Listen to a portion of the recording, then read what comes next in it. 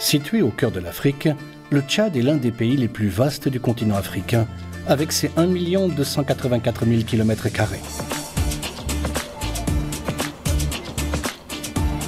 Avec une population estimée à près de 12 millions d'habitants, le Tchad, berceau de l'humanité, est un pays multiethnique et pluriculturel. Ce pays compte 3 zones climatiques, à savoir la zone soudanienne, la zone sahélienne et la zone saharienne. Toutes ces zones regorgent de merveilles naturelles, culturelles ou mixtes. Mais nous allons cette fois-ci nous pencher sur la région de l'Enedi, en plein cœur du Sahara. Le site d'Archei et celui d'Oumyanga sont d'une beauté naturelle sans pareille et d'un esthétisme originel unique. L'inscription de ces sites sur la liste du patrimoine mondial permettra de faire connaître leur originalité et leur spécificité au monde entier, mais aussi et surtout leur préservation pour les générations futures. Tchad, berceau de l'humanité, et puis encore au Tchad, si on a des sites qui sont inscrits sur la liste du patrimoine mondial, je pense que c'est une grande publicité pour notre pays. Joignez-vous à nous à la découverte d'une merveille naturelle au pays de Toumaï, ancêtre de l'humanité.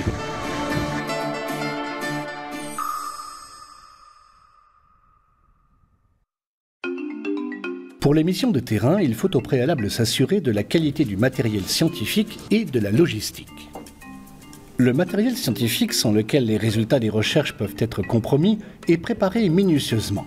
Les rations en eau, en nourriture et les équipements indispensables dans le désert ne doivent pas être en reste.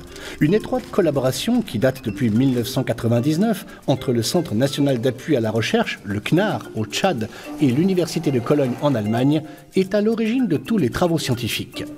Sur l'initiative du Dr Stefan Kröppelin et avec le soutien de l'ancien président de la République fédérale d'Allemagne, son Excellence Johannes Rau, et celui du président de la République du Tchad, son Excellence Idriss Déby Itno, le Dr Baba Malaye a appuyé et encouragé le projet d'inscription des lacs d'Oumyanga et de la région d'Archaï sur la liste du patrimoine mondial dès son initiation.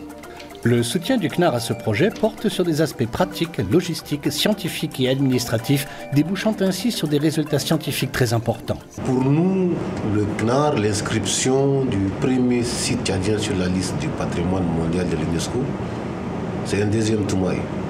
Et parlant de Toumaï, je voudrais encore revenir pour dire que c'est nous qui avons initié la mission, c'est nous qui avons organisé la mission. C'est nous qui avons choisi les sites. C'est Aounta, mon collaborateur ici, qui a trouvé les crabes, donc c'est nous qui avons trouvé les crabes. C'est nous qui avons donné le nom Sahelanthropus tchadensis, qui signifie homme du Sahel du Tchad. Oui, ça c'est le moulage de Toumaï tel que trouvé ce jour 19 juillet 2001. C'est une mission qui est initiée par le CNAR. Le CNAR a joué un rôle déterminant dans ce processus de la découverte de Toumaï.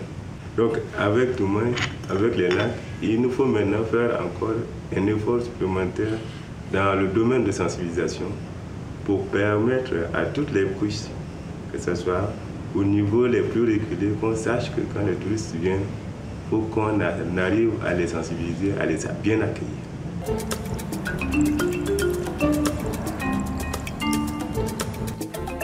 Une fois les préparatifs de départ achevés, les chercheurs se mettent en route, et ce avec beaucoup d'émotion. On souhaite aux chercheurs un très bon voyage pour leur longue et difficile mission.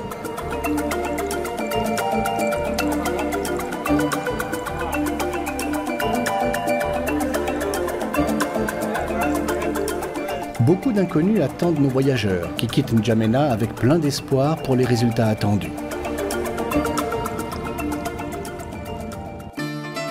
Les sites sur lesquels s'effectuent les recherches se trouvent à environ 1500 km de N'Djamena. Les pistes empruntées pour y parvenir sont souvent très difficiles. On traverse la zone sahélienne avec ses différents types de faune et de flore. Ici, la pluviométrie peut atteindre les 300 mm par an, contrairement à la zone saharienne où elle est de l'ordre de 2 mm par an. Dans la zone sahélienne se trouvent certains sites historiques, tels les vestiges du royaume du Kanem-Bornou, ceux du royaume du Wadaï ou du Baguirmi, mais nos activités de recherche sont focalisées plus au nord, dans la zone saharienne. L'objectif de cette mission est de recueillir des données scientifiques afin de monter les dossiers techniques pour l'inscription du premier site tchadien sur la liste du patrimoine mondial. Plus on avance vers le nord, plus l'aridité devient prononcée et le désert offre un spectacle de sa beauté naturelle.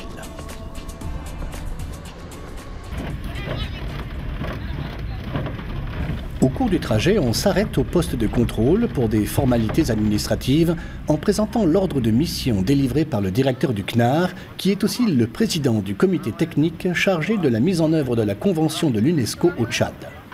Les chercheurs profitent de ces arrêts pour s'approvisionner en carburant et se munir de ce qui leur manque ou difficilement trouvable, du genre fruits ou légumes.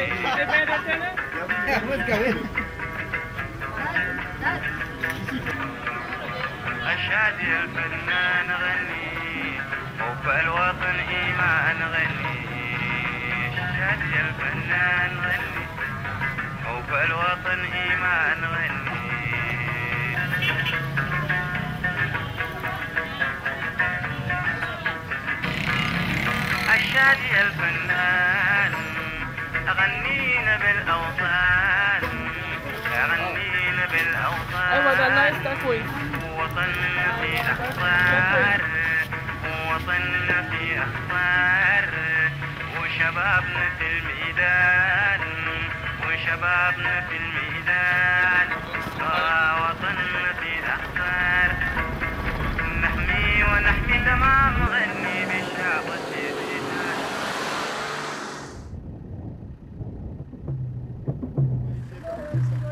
Les pistes, parfois à sable mou, donnent du fil à retordre aux chauffeurs qui sont pourtant des habitués du désert.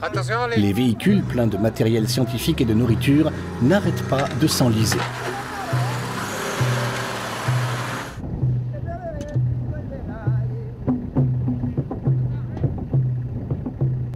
L'état des pistes provoque fréquemment des crevaisons, mais tout sera à chaque instant vite mis en ordre par ces chauffeurs et mécaniciens expérimentés.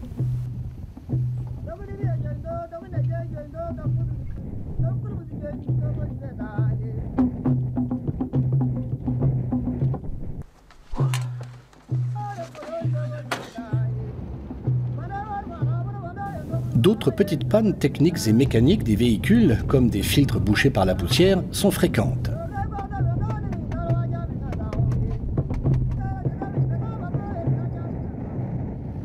Mais rien de tout cela n'entame le moral de l'équipe qui est déterminée à atteindre son objectif.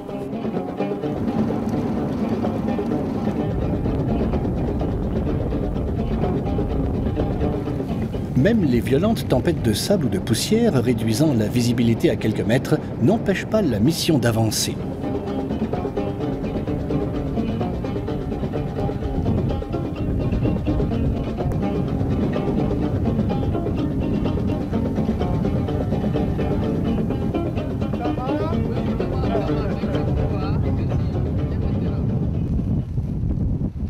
Dans de pareilles conditions, il est assez difficile de passer la nuit en plein air.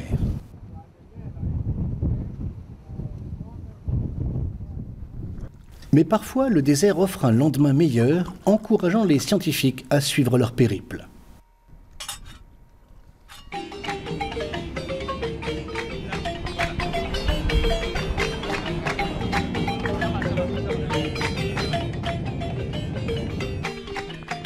La ville de Fada est le chef-lieu de la région de l'Ennedi Ouest. C'est de cette ville que les chercheurs se dirigent vers les différents sites. On garde avec nous. Oui. Demain matin, il va. Ici, comme ça, on pourrait faire les plats ici.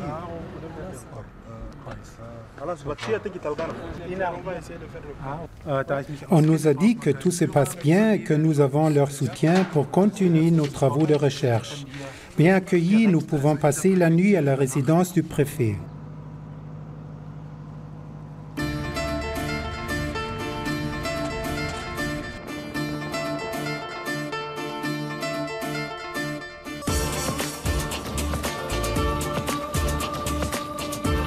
Déjà, tout autour de Fada, on peut apercevoir la beauté du paysage de l'Ennedi que l'on appelle un jardin d'Éden au Sahara.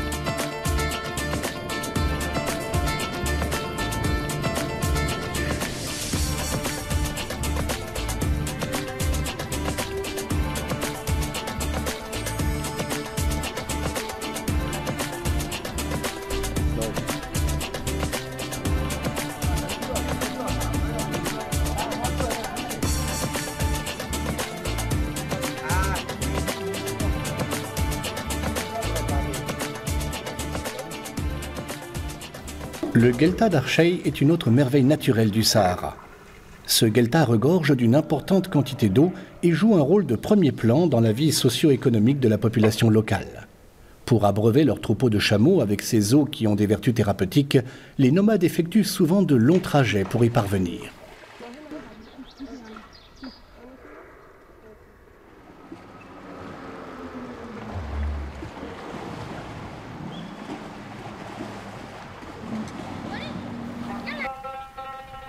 Les crocodiles que l'on rencontre dans ce Guelta sont les derniers survivants du passé humide du Sahara, qui date de quelques millénaires. Leur spectaculaire existence fascine chaque visiteur.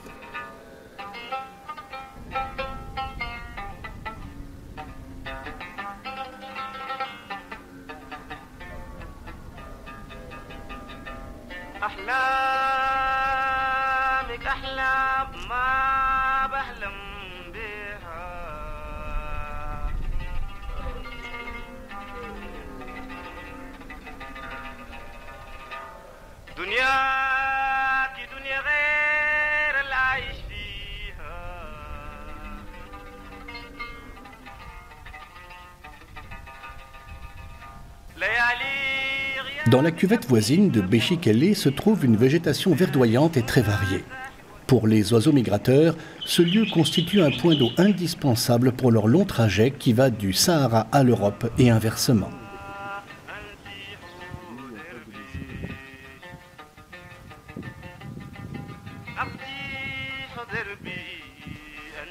L'art rupestre de l'Enedi est fabuleux et se compte parmi les plus impressionnants connus au monde. Il y a des gravures, mais ce sont surtout les peintures colorées de l'époque préhistorique qui sont d'une valeur exceptionnelle. Les plus anciennes figures datent d'environ 8000 ans. L'art rupestre est comme une photographie du passé.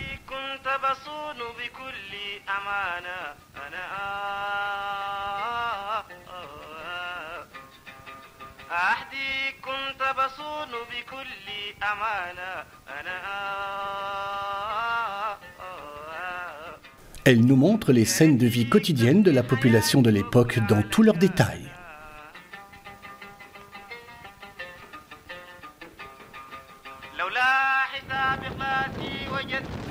Nous avons mis au jour aussi d'autres pièces archéologiques comme des meules qui auront servi sûrement à moudre des graines.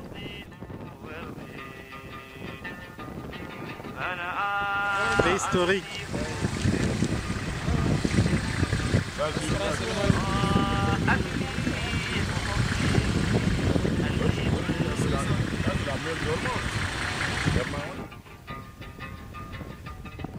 De même, des outils préhistoriques comme les flèches qui ont servi à la chasse ont été mis en évidence.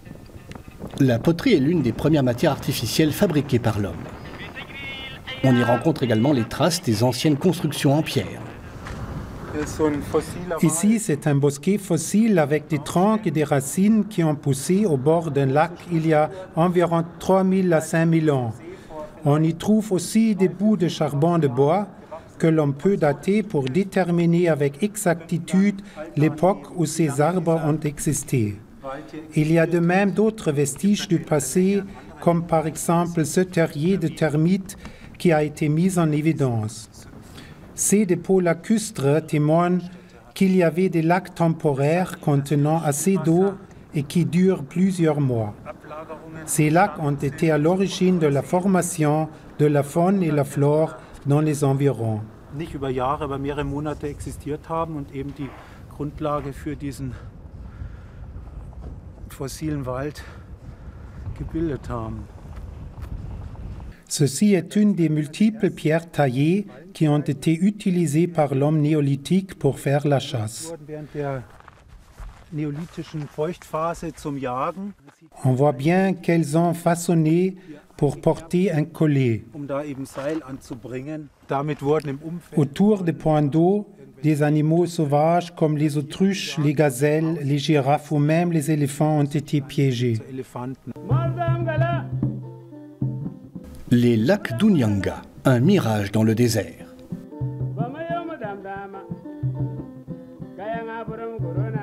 Au beau milieu des falaises, entouré de dunes et de palmiers dattiers, voici le lac Yohan, le plus grand lac en termes de volume d'eau au Sahara.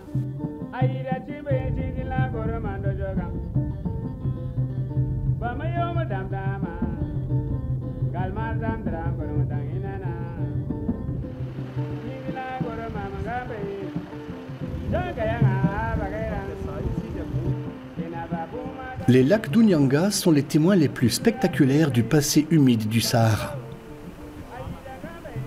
Cette carte indique la délimitation du bien proposé comme patrimoine mondial, comprenant les deux groupes de lacs. À Ounyanga Kebir, à l'ouest, se trouvent 4 lacs, parmi lesquels le lac Yohan. À Ounyanga Serir, à l'est, on dénombre 12 lacs, parmi lesquels des lacs d'eau douce, dont le lac Bokou, qui est le plus grand lac d'eau douce de tout le Sahara. Puisque la pluviométrie est quasi nulle dans cette zone, tous ces lacs sont alimentés par les eaux fossiles qui se sont formées il y a environ 4000 à 11 000 ans avant notre ère. Ces eaux sont conservées dans le grès autour des lacs. La très forte évaporation de ces eaux aurait pu entraîner l'assèchement de ces lacs en quelques années. Mais fort heureusement, ces pertes d'eau sont compensées continuellement par des eaux souterraines qui desservent ces lacs. Ainsi, les lacs d'Ounyanga devraient survivre encore longtemps, surtout avec leur inscription sur la liste du patrimoine mondial. Les points d'eau aux alentours des lacs sont des sources de vie.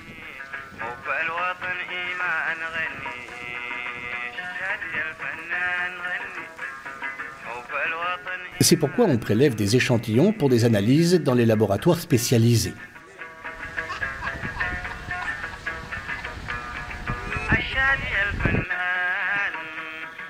Les poissons et les micro-organismes aquatiques renseignent sur la qualité des eaux.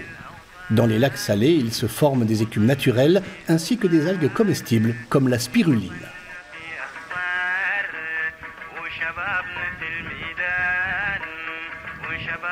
Les eaux fossiles n'alimentent pas que les lacs, mais elles sont aussi utilisées dans les jardins pour le maraîchage. On y trouve des fruits et des légumes en plein cœur du désert.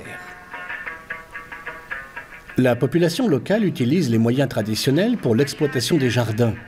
L'amélioration de cette technique est demandée par la population et envisagée dans le plan de gestion du site.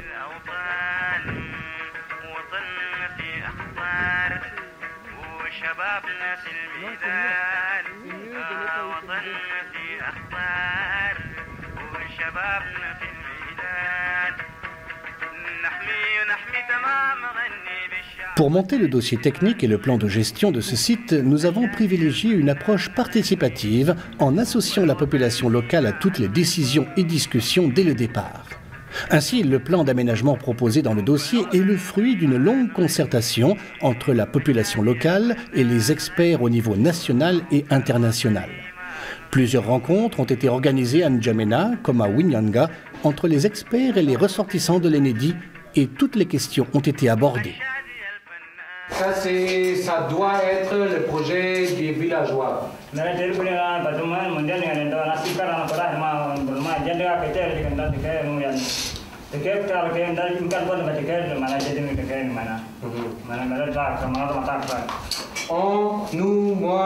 On peut aider, on peut donner les conseils et on peut faire ces choses et la chose. Mais à la fin, c'est à la population, aux professeurs, aux représentants, aux guides touristiques de faire ces projets un succès. Je suis toujours prêt de recevoir des idées, des critiques, quelque chose pour l'intégrer et pour vous donner les réponses. On va avoir la coopération très bien, ensemble le futur.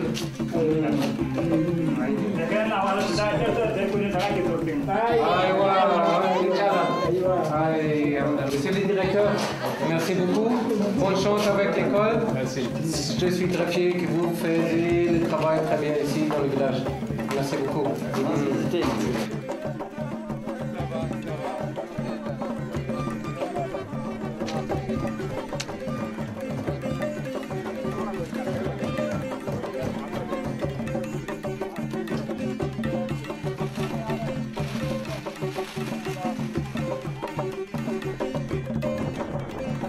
La pertinence des résultats de recherche effectués sur le site est évidente.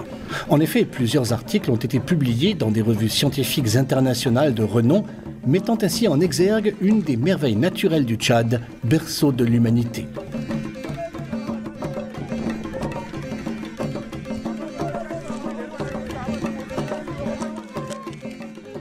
Conformément à la feuille de route relative à l'inscription du site, un comité local comprenant 22 membres a été mis en place. La mission de ce comité consiste à identifier les besoins locaux et à les soumettre aux autorités tchadiennes par le biais du comité scientifique national.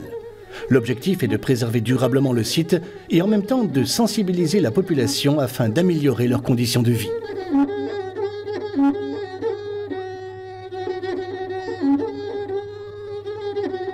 La prochaine étape concernera la région d'Archeï et le lac Tchad, dont la sauvegarde s'impose pour préserver la vie à la trentaine de millions d'âmes qui vivent autour.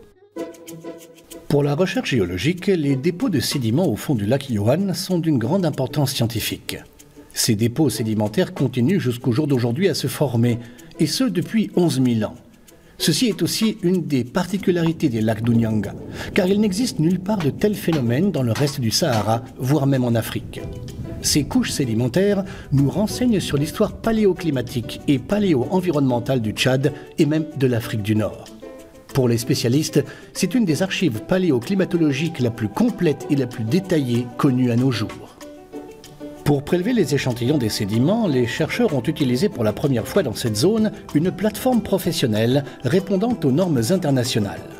Du matériel scientifique pesant environ 2000 kg a été importé de l'Allemagne pour être convoyé sur le site distant de près de 1500 km.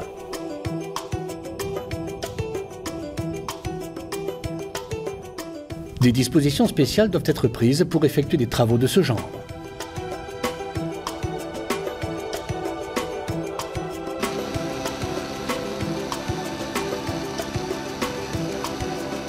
La prospection de la plus profonde partie du lac, qui est de l'ordre de 26 mètres, fait appel à un matériel scientifique spécialisé.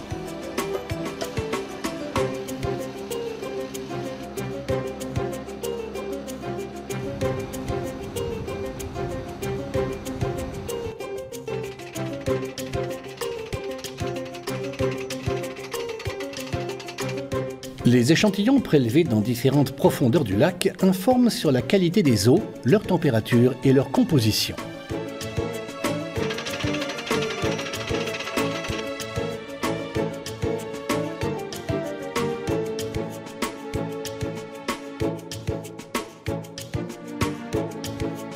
Juste après la fixation de la plateforme, le sous-préfet d'Unyanga est venu constater l'état d'avancement des travaux et encourager l'équipe scientifique. Et d'abord, on voit la profondeur de l'eau et en dessous encore, on voit l'épaisseur des dépôts, lacustres. Ça pourrait pas te laisser même nager, d'aller au plus profond, même si vous voulez vraiment aller profond. Oui, non, parce que les dépôts sont très fins, ils peuvent vraiment garder de gaz au-dessus et après il y a des autres couches qui le ferment, mais ça, on n'a pas d'indice que c'est dedans. Des lacs, c'est très magnifique. On ne peut pas trouver partout. Faire ce qui est possible pour ce projet.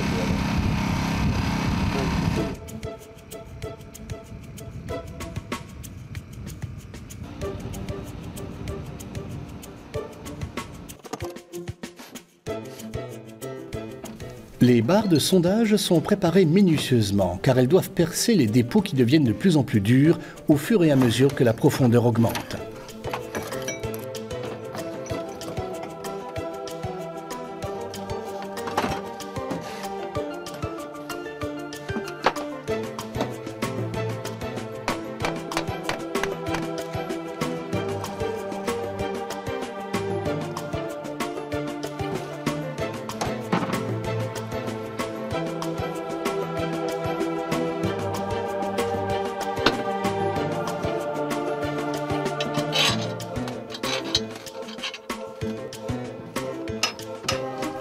Et pour enfouir la barre dans le sédiment, ce gros marteau de 30 kg que l'on aperçoit ici est utilisé manuellement, et ce à plusieurs reprises.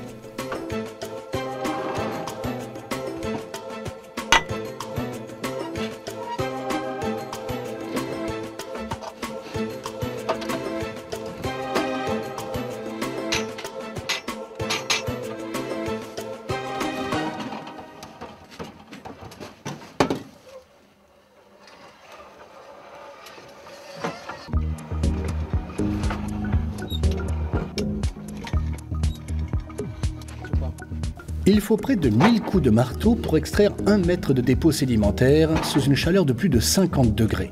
Ces activités sont exaltantes, mais vraiment épuisantes.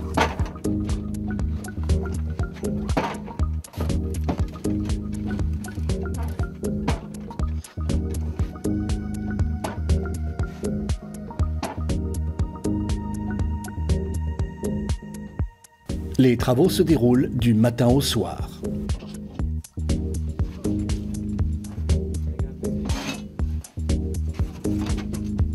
Après 10 jours de carottage, on a atteint la roche dure. La mission est donc accomplie. Une carotte sédimentaire de 16 mètres a été prélevée.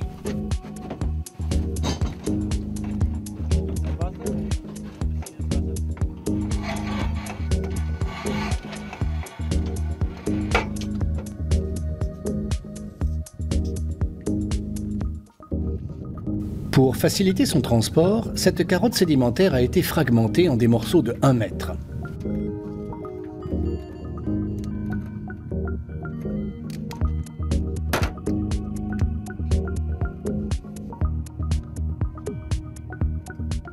Après s'ensuit le marquage et l'emballage des tubes.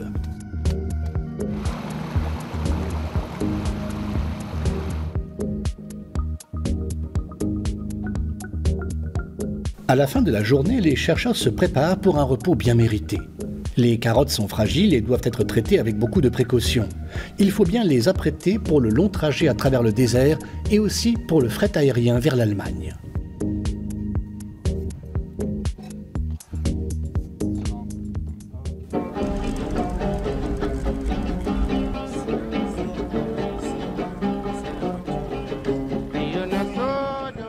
Outre les sédiments au fond du lac Yoal, on y trouve aussi quelques restes de dépôts lacustres à Unyanga Serir, près du lac Boku.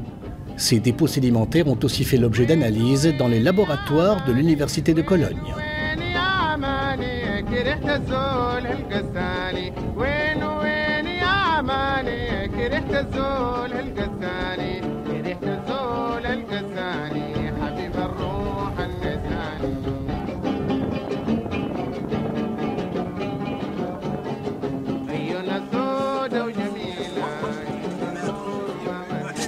Le résultat des analyses de sédiments nous montre qu'à l'époque où le Sahara était humide, les lacs étaient beaucoup plus vastes et avaient une profondeur dépassant celle d'aujourd'hui à plus de 50 mètres. À Unyanga Serir, il y avait seulement un grand lac au lieu des 12 petits lacs que l'on compte aujourd'hui. Les analyses scientifiques de sédiments ont fourni plus de détails sur l'évolution des lacs et le changement de leurs environnements.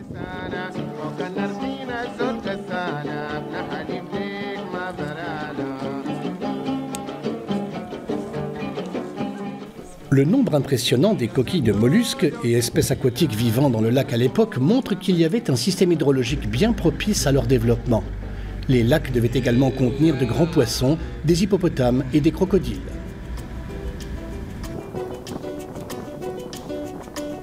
Tous les échantillons prélevés sont exportés en Allemagne pour des analyses scientifiques dans les laboratoires de l'Université de Cologne.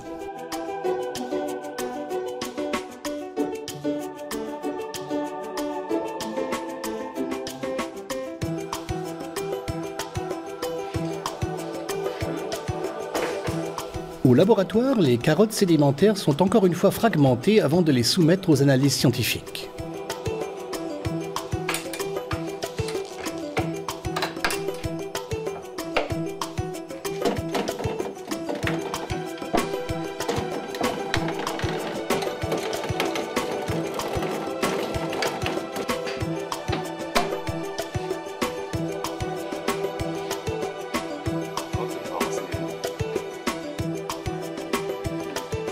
Le docteur Baba a été invité à Cologne pour assister à ses premières analyses scientifiques et vivre avec ses collègues allemands ce moment fascinant.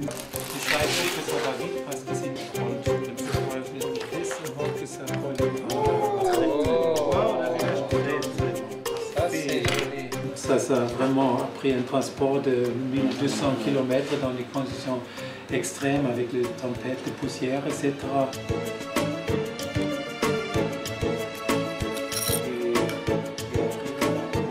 Ça, on trouve ni en Afrique, ni au Sahara d'ailleurs, ni en Afrique, seulement en Unyanga. Les carottes sont traitées pour que les chercheurs puissent les déchiffrer. Pour les spécialistes, ceci se passe comme la lecture d'un livre de 20 000 pages.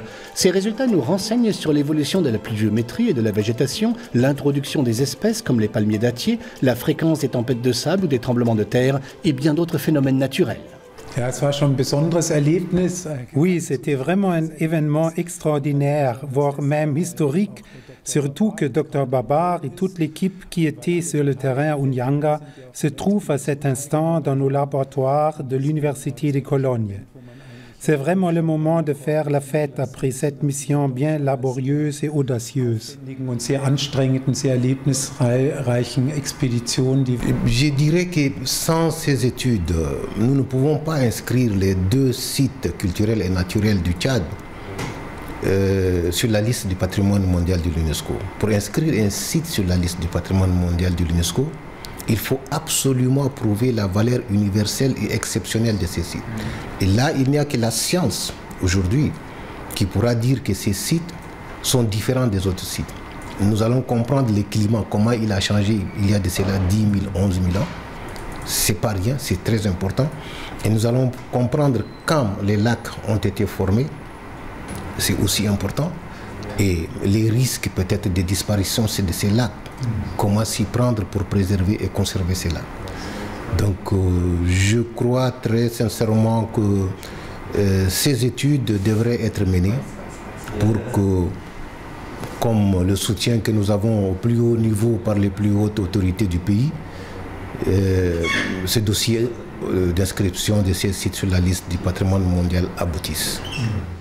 À l'ambassade du Tchad à Berlin, en Allemagne, l'ambassadeur tchadien livre ses impressions sur le projet d'inscription des lacs d'Unyanga. Comme je dis, au risque de me répéter, le fait même que le site soit inscrit comme patrimoine de l'UNESCO, c'est déjà des retombées.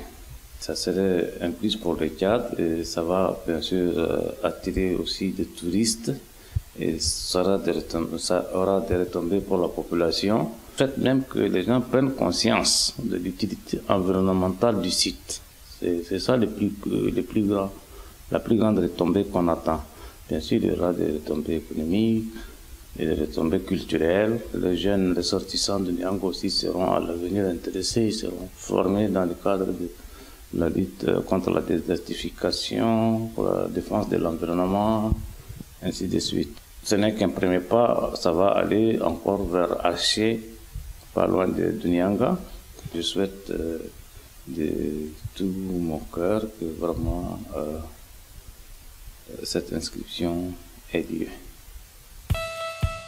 Au siège de l'UNESCO à Paris, où se trouve le Centre du patrimoine mondial, institution responsable de l'inscription des sites sur la liste du patrimoine de l'humanité.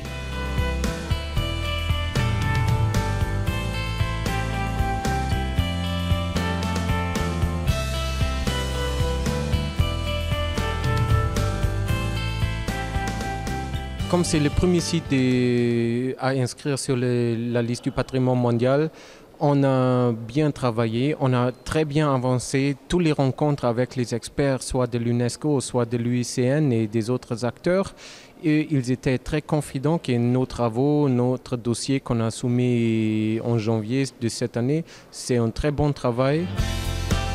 La délégation tchadienne, conduite par son ambassadeur auprès de l'UNESCO, son Excellence Mahamad Saleh Adoumdjiro, a rencontré à plusieurs reprises les responsables du Centre du patrimoine mondial pour faire avancer le dossier d'Unyanga. C'est l'Office tchadien du tourisme qui va, disons, avoir la paternité de ces lacs qui seront inscrits et pour leur exploitation. Ce sont des études, c'est des recherches, c'est des visites et que prochainement, on est presque vers la dernière phase. Je profite de l'occasion pour féliciter l'équipe tchadienne conduite par le docteur Baba Malay, le directeur du CNAR, et ainsi que l'équipe allemande, qui ont commencé cette étude depuis 2003. Et là maintenant, on est à l'aboutissement. Parce que inscrire un site au patrimoine mondial, ce n'est pas une mince affaire. Ça demande plusieurs années, ça demande plusieurs recherches, ça demande plusieurs investissements, tant humains que matériels.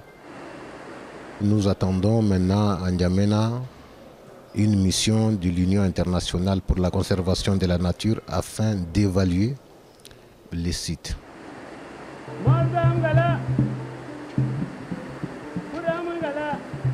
Pour effectuer la mission d'évaluation du site, le président de la République du Tchad, son Excellence Idriss Déby Itno, a mis à la disposition des experts un avion pour faciliter leur déplacement.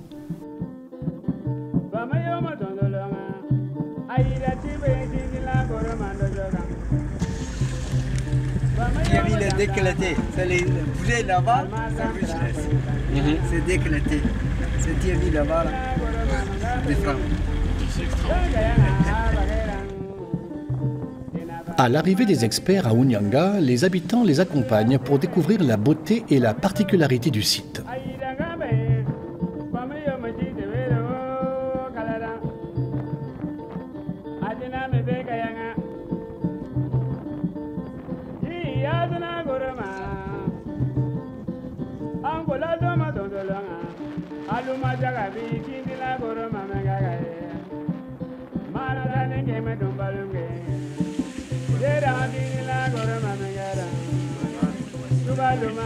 Au bord du lac Yohan, les experts échangent sur son écologie et son système hydrologique.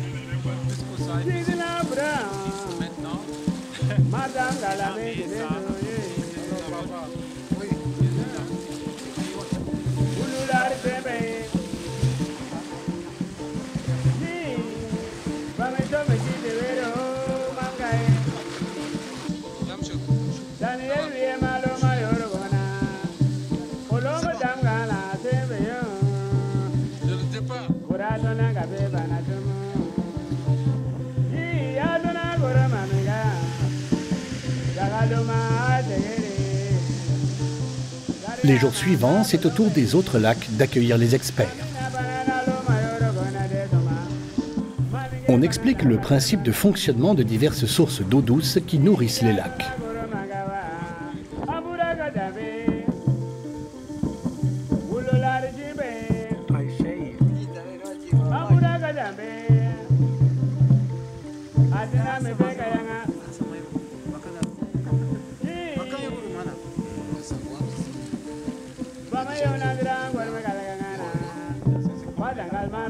Les experts s'intéressent aussi aux dispositions déjà prises pour protéger et conserver le site.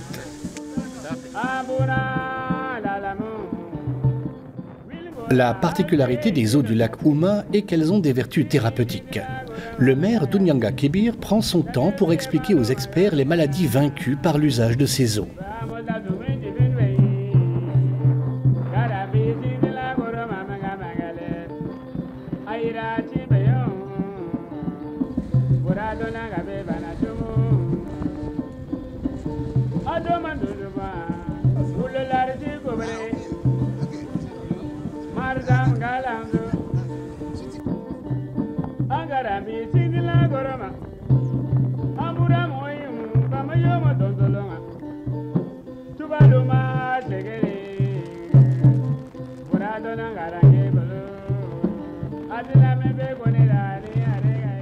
Le soutien des autorités administratives traditionnelles et de la population locale est manifeste.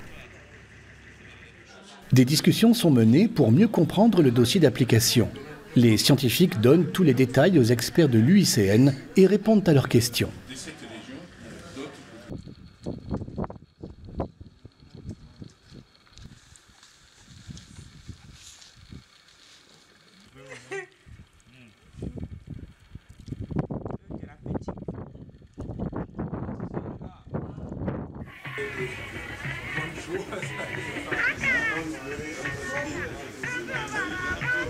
Au départ d'Ounyanga Kébir, toute l'équipe d'évaluation remercie la population locale pour son hospitalité digne des fils de Toumaï.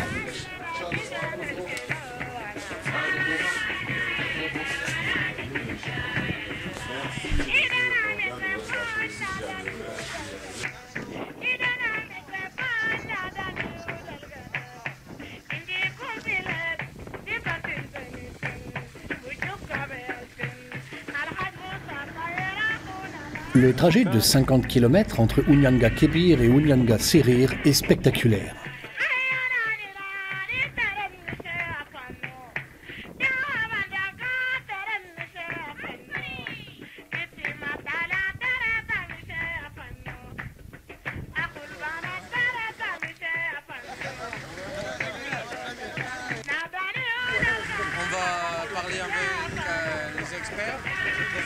L'accueil à Ounyanga Serir est très chaleureux.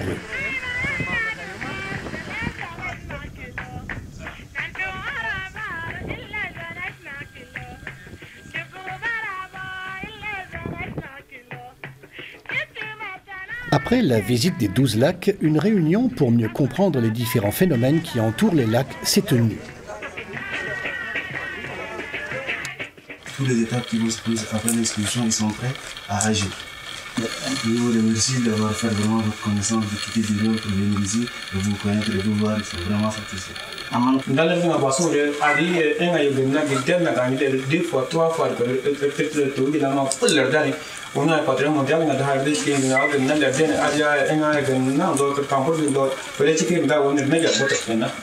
Parce que pour plusieurs raisons, et je vous ai amené quelques documents, ce site d'Ounyanga Serir est unique sur le monde, dans tout le monde.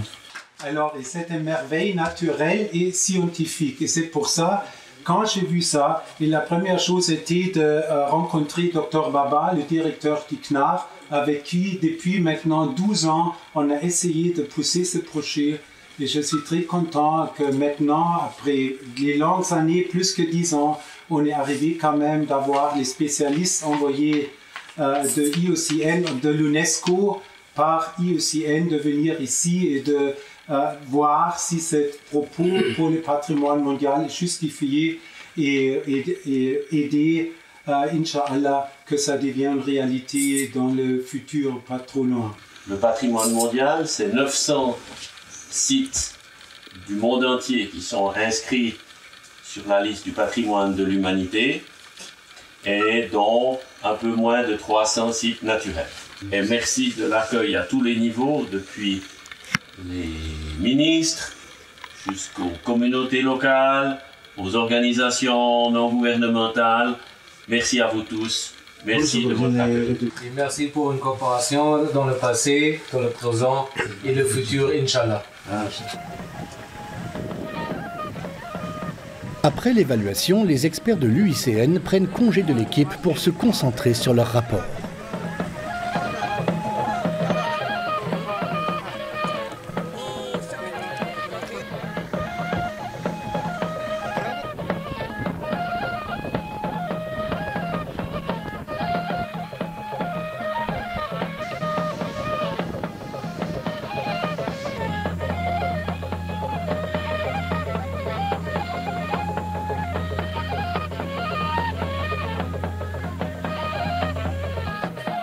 Arrivés à N'Djamena, les experts de l'UICN livrent leur impression au jardin scientifique du CNAR sur la mission d'évaluation. Nous avons eu l'occasion de découvrir un site magnifique avec les lacs d'Ounyanga. Notre mission fait partie d'un assez long processus d'évaluation du dossier. C'est le comité du patrimoine mondial qui décidera en juin l'année prochaine de l'inscription du site d'Ounyanga sur la liste du patrimoine mondial. Je dis que le projet est bien porté, surtout par les autorités politiques et administratives.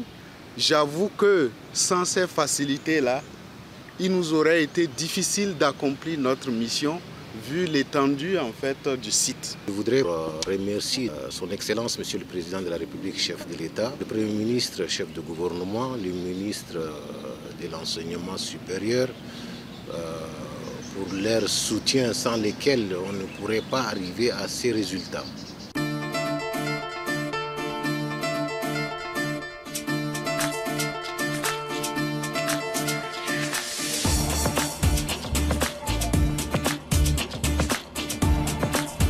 Inscrire un site sur la liste du patrimoine mondial va intéresser non seulement la population d'Ounyanga, mais le Tchad tout entier.